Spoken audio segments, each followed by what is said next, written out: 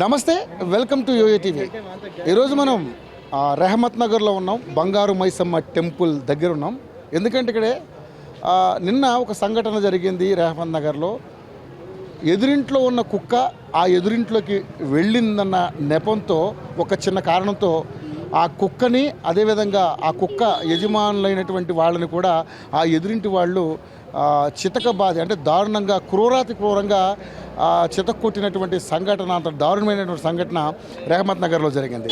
So ఈ రెహమత్ నగర్లో జరిగిన ఈ సంఘటనకి అంతా కూడా చాలామంది ఉలికిపడినటువంటి పరిస్థితి చూసాం. ఎందుకంటే ఒక కుక్క పక్కింట్లోకి వెళ్ళినంత మాత్రానికే ఇంత దారుణంగా కొడతారా, అసలు ఎందుకు కొట్టారు ఏంటి అనేది వాళ్ళ బ్రదర్ ఇక్కడే ఉన్నారు. వాళ్ళ బ్రదర్ను కూడా అడిగే ప్రయత్నం చేద్దాం. సో బ్రదర్ మధు గారు ఉన్నారు, ఆయన అడిగి తెలుసుకుందాం. మధు గారు, నిజంగా అంటే మీరు అక్కడ ఏం జరిగిందనేది క్లియర్గా మీ సన్నిహితుడు చెప్పడం జరిగింది.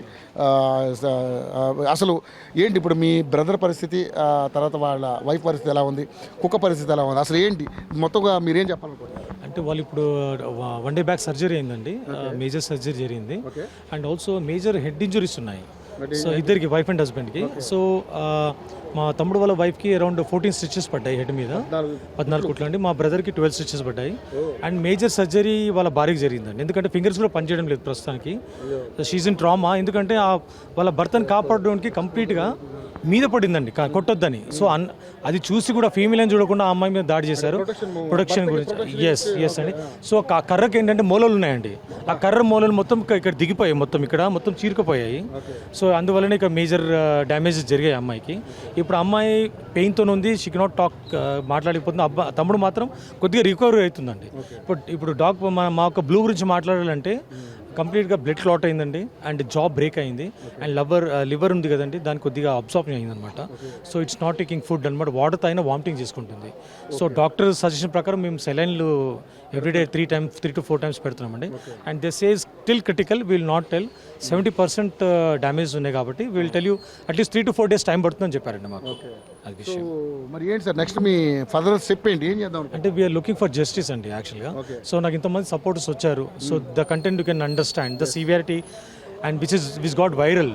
ఎందుకంటే ఇక్కడ ఎన్జిఓస్ ఉన్నారు, డాగ్ లవర్స్ ఉన్నారు, పెట్ లవర్స్ ఉన్నారు, ఈవెన్ హ్యూమనిటరీ గ్రౌండ్స్లో వచ్చిన వాళ్ళు ఉన్నారు. So even they are want to help us, and we're looking straight forwardly, we want justice. వాళ్ళకు ప్రాణభయం ఉంది ఇప్పుడు కూడా, వాళ్ళు ఎప్పుడైనా ఏం చేసి, because they are into illegal activities.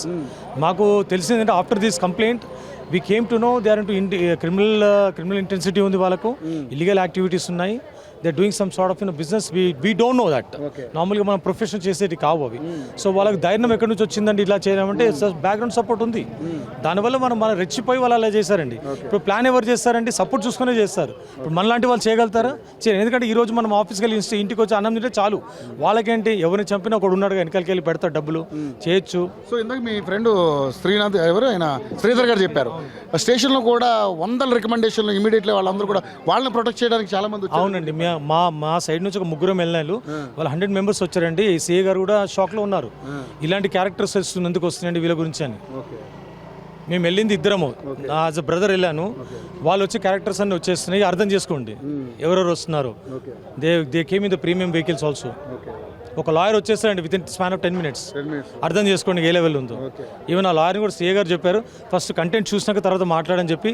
ప్రతి ఒక్కరు వచ్చిన వాళ్ళందరూ సపోర్ట్ చేయని వాళ్ళు వీడియో చేసి వెళ్ళిపోయారండి. వాళ్ళందరూ రిటర్న్ తిట్టేసి వెళ్ళిపోయారు, వాళ్ళే తిట్టి వెళ్ళిపోయారు. మీరు అర్థం చేసుకోండి ఎలాంటి దౌర్జన్యం జరిగింది ఆ రోజు. సో మరి ఏంటి సార్ నెక్స్ట్, అంటే మీరు వాళ్ళ మీద కేసులు పెట్టారు, వాళ్ళు ఇప్పుడు అందుబాటులో ఉన్నారు వాళ్ళంతా? లేదండి దే ఆర్ రిమైండెడ్, అండ్ వాళ్ళు జైల్లో పెట్టారు ఫర్దర్ ప్రాసెస్కి. అండ్ సెషన్కి వచ్చే 3 daysలో వస్తుంది. Then we can do what is happening అని మనకు తెలుస్తుంది అప్పుడు. సో ఏంటి మీ బ్రదర్ది వాళ్ళ వైఫ్ది కండిషన్ ఎన్ని రోజుల్లో కోలుకున్నా? అంటే వాళ్ళు అడుగుతున్నారు మినిమం 1 month పడుతుందండి రికవరీ కానీ, అండ్ హాస్పిటల్లో మినిమం 4 days పడుతుందని ఈరోజు మార్నింగ్ డాక్టర్స్ చెప్పారండి. ఎందుకంటే ఆ కండిషన్ చూస్తుంటే వాళ్ళు పంపించలేకపోయినారు. సో డాగ్ పరిస్థితి అయితే 70% ఇంజూరీస్ అయినాయి. సో దాని పరిస్థితి ఎలా ఉంటుందో మనకు తెలియదు. ఎందుకంటే సార్ ఆ డాగ్ అనేది పల్సేషన్ హై ఉంది, సో అది హార్ట్ బీటింగ్ ఎక్కువ ఉంది కాబట్టి వాళ్ళు చెప్పలేకపోతున్నారు. అది ఎప్పుడు స్టేబుల్ అయితే అప్పుడు మనకు చెప్పగలుగుతారు వాళ్ళు. అలానే సో మరి మూగ జీవాలను హింసించే వాళ్ళకి ఆ రకమైన కేసులు కూడా పెట్టడం జరిగిందా? అది పెట్టామండి, యానిమల్ యాక్ట్ పెట్టాము. ఇంకా 2 sections యాడ్ చేస్తున్నాము. 428, 410 యాడ్ చేయమని చెప్పారు మా ఒక society people. We are going to add that also.